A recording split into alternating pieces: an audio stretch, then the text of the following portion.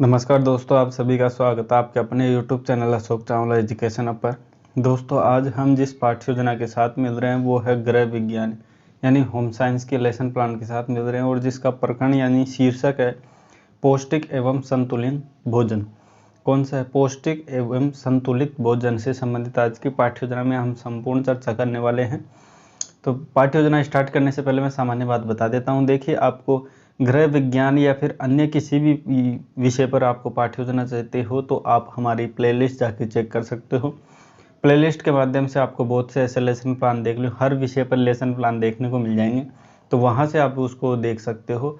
अगर किसी बच्चे को कोई प्रॉब्लम हो रही है, कोई ऐसी पाठ्य योजना है, ऐसा प्रकरण है जिसका विषय आपको नहीं मिल पा रहा हो, तो उस प्रकरण से संबंधित भी आप हमारे को कमेंट कर सकते हैं या फिर हमारे जो व्हाट्सअप नंबर होते हैं दिए हुए हैं वहाँ पे भी आप मैसेज कर सकते हैं, वहाँ पे भी आप विषय वस्तु भेज सकते हैं, ताकि मात्र 24 घंटे के अंतर्गत वो लेसन प्लान आपको प्रोवाइड करवा दिया जाता है हमारे चैनल के माध्यम से। तो ठीक है, विशेष ध्यान रखिए इस चीज़ का।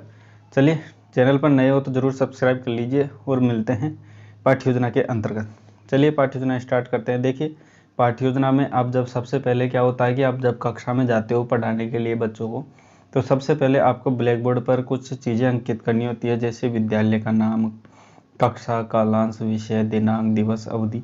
ये सभी चीज़ें आपको वहाँ पे ब्लैक बोर्ड पर लिखनी होती है। और उसके बाद प्रकरण होता है, तो प्रकरण केवल खाली रखा जाता है। ये ध्यान रखना, प्रकरण उस समय नहीं लिखा जाता है।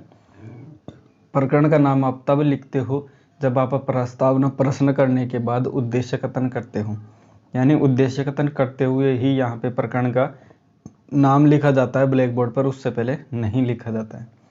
चलिए आगे बात करते हैं। देखिए, कुछ उद्देश्य के बारे में।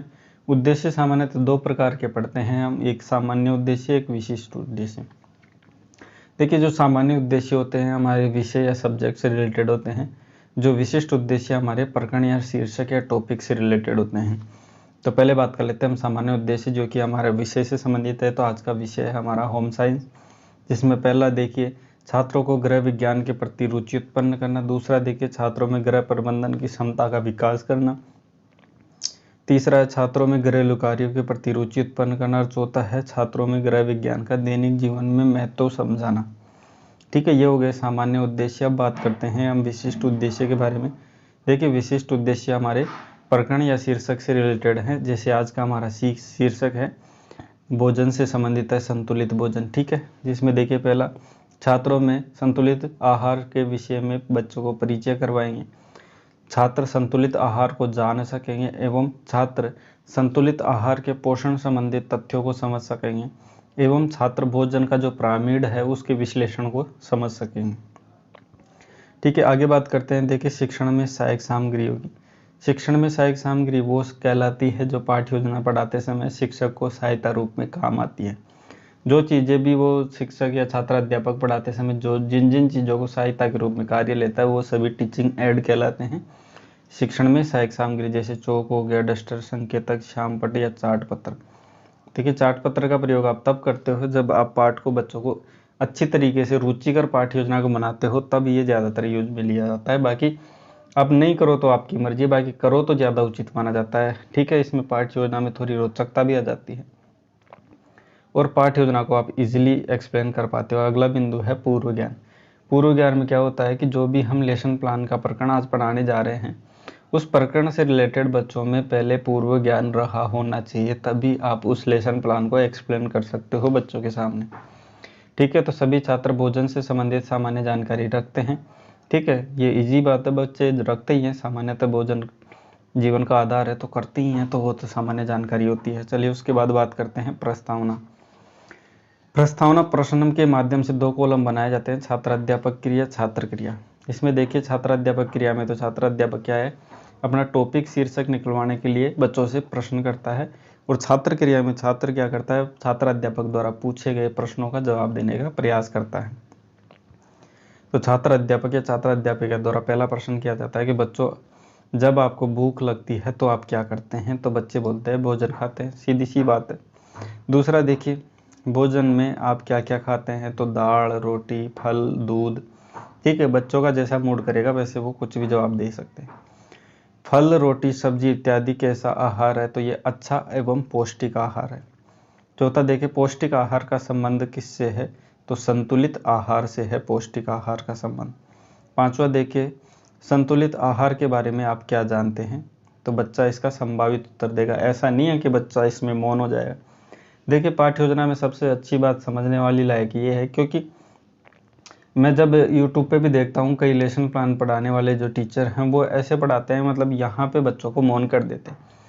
अरे भाई, जब आपने पहले से ही ये एक्सप्लेन कर दिया है कि बच्चों को आप जो टॉपिक पढ़ा रहे हो उससे संबंधित बच्चे का पूर्व ज्ञान रहा होना चाहिए। जब बच्चे को उससे संबंधित पूर्व ज्ञान है तो ऐसा थोड़ी ना है बच्चा मौन रहेगा, पागल थोड़ी है कि वो मौन रहेगा। बच्चा पूर्व ज्ञान रखता है तो अवश्य कुछ ना कुछ तो बोलेगा। हो सकता है वो जो आप पूछना चाह रहे हो वो डिटेल से नहीं बता पाए, लेकिन सामान्य तो कुछ बातें तो बताता है ना। इसके लिए बच्चा मौन नहीं रहेगा। जितना वो जानता है उतना संभावित उत्तर देने का प्रयास करता है। जहाँ पे नहीं जानता वहाँ पे बच्चा प्रॉब्लमेटिक या फिर समस्यात्मक हो जाता है। और जहाँ पे बच्चा समस्यात्मक हो जाता है छात्र अध्यापक या छात्र अध्यापिका द्वारा अगला कथन किया जाता है, जो कि है उद्देश्य कथन। उद्देश्य कथन में क्या करता है छात्र अध्यापक, जो टॉपिक होता है या प्रकरण होता है उसका उच्चारण करता है, और उच्चारण करते हुए ही ब्लैक बोर्ड पर जो प्रकरण का नाम खाली रखा होता है वहाँ पे अपफिल करता है। जैसे प्रिय छात्रों, आज हम संतुलित आहार नामक पाठ के बारे में विस्तार से पढ़ेंगे। ऐसा कहते हुए क्या करता है छात्र अध्यापक, ब्लैक बोर्ड पर प्रकरण का नाम उच्चारित करते हुए लिखता है। चलिए उसके बाद देखिए पाठ्य योजना का जो अगला बिंदु है वो है प्रस्तुतिकरण, जो कि पाठ्य योजना का सबसे अहम बिंदु माना जाता है। इसमें देखिए 3 कॉलम विशेषतः बनाए जाते हैं, छात्र अध्यापक कथन, छात्र कथन एवं श्याम पटकारी। देखिए छात्र अध्यापक कथन में तो छात्र अध्यापक क्या है कि संपूर्ण विषय वस्तु है वो बच्चों के सामने रखता है, और छात्र कथन में क्या होता है, छात्र अध्यापक द्वारा जो भी चीज़ें विषय वस्तु प्रस्तुत की जा रही है उसको ध्यानपूर्वक सुनता है, एवं छात्र अध्यापक कुछ भी चीज़ें अगर इम्पोर्टेंट के रूप में लिखवाई जाती है तो वो अपनी नोटबुक में नोट करता है। यह छात्रों का कार्य। उसके बाद देखिए अगला बिंदु है श्याम पटकार्य। श्याम पटकार्य में क्या होता है, छात्र अध्यापक जो भी विषय वस्तु पढ़ा रहा है उस विषय वस्तु को पढ़ाते समय कोई इंपॉर्टेंट चीज़ें आ जाती है, कुछ तथ्य आ जाते हैं जो महत्वपूर्ण हैं, उनको ब्लैक बोर्ड पर लिखता है। ठीक है, चलिए देखिए इसमें जो भोजन से संबंधित बात करता है छात्र अध्यापक, संतुलित आहार का परिचय क्या है, तो ये विषय वस्तु देख पा रहे होंगे। इसको आप इजीली पढ़ सकते हैं क्योंकि बहुत स्पष्ट रूप से लिखा गया है। फिर भी कोई समस्या आती है तो आप कमेंट्स के माध्यम से पूछ सकते हैं, क्योंकि मैं इसको ज़्यादा डिटेल से बोलूँगा तो वो फिर पाठ्य योजना ज़्यादा लंबी हो जाती है। चलिए संतुलित आहार के आवश्यक कुछ तत्व बताए गए हैं और विटामिन एवं खनिज के बारे में थोड़ा डिटेल से बताया गया है। उसके बाद देखिए कार्बोहाइड्रेट, वसा इत्यादियों के बारे में, क्योंकि ये भोजन के ही एक पार्ट है। संतुलित आहार को प्रभावित करने वाले कारक कौन कौन से कारक है, जैसे आयु में किस प्रकार होता है, लिंग में किस प्रकार होता है, स्वास्थ्य पर किस प्रकार है एवं क्रियाशीलता पर किस प्रकार ये आधारित है। तो ये सभी चीज़ें छात्राध्यापक द्वारा बताई जाती है विषय वस्तु के माध्यम से। संतुलित आहार का क्या महत्व है, मतलब संपूर्ण डिटेल्स के साथ बात करता है। उसके बाद देखिए बोध प्रश्न, जो कि अगला बिंदु है बोध प्रश्न। छात्राध्यापक द्वारा संपूर्ण विषय वस्तु तो पढ़ा दी गई है, लेकिन बच्चे को ये चीज़ कितना समझ में आए कितना नहीं समझ में आए ये जानने के लिए, बच्चे का सामान्य ज्ञान जानने के लिए इस पाठ के माध्यम से कि कितना बच्चे को ज्ञान हुआ है ये जानने के लिए बोध प्रश्न करता है। जिसमें पहला प्रश्न देखिए संतुलित आहार क्या है, तो बच्चा जवाब दे देगा क्योंकि पढ़ चुका है कि शरीर को पौष्टिक तत्वों की पूर्ति करने वाला आहार कैसा होता है, संतुलित आहार। ठीक है, दूसरा प्रश्न है शरीर में प्रोटीन क्यों आवश्यक है, तो स्वस्थ रहने के लिए प्रोटीन आवश्यक है। कार्बोहाइड्रेट का क्या कार्य है, शरीर में कार्यों में क्या है, ऊर्जा प्रदान करना। जो शारीरिक कार्य करते हैं हम उसमें ऊर्जा प्रदान करने का काम करता है कार्बोहाइड्रेट। ठीक है, अगला बिंदु है मूल्यांकन प्रश्न। इसमें क्या करता है छात्राध्यापक, संपूर्ण विषय वस्तु होती है ना उसके आधार पर बच्चों से प्रश्न करता है, और इसका मुख्य उद्देश्य यही होता है बच्चों का आकलन करना कि बच्चों को संपूर्ण विषय वस्तु कितनी समझ में आई है। ठीक है, इसमें पहला प्रश्न देखिए संतुलित आहार को प्रभावित करने वाले कारक बताइए, तो लिंग, आयु एवं स्वास्थ्य के आधार पर ये प्रभावित करते हैं। दूसरा देखिए वसा का क्या कार्य है, तो ऊर्जा व नमी की मात्रा को दूर करना। तीसरा देखिए संतुलित आहार को प्रभावित करने वाले कारक है, तो जलवायु, मौसम एवं क्रियाशीलता, ये सभी संतुलित आहार को प्रभावित करते हैं।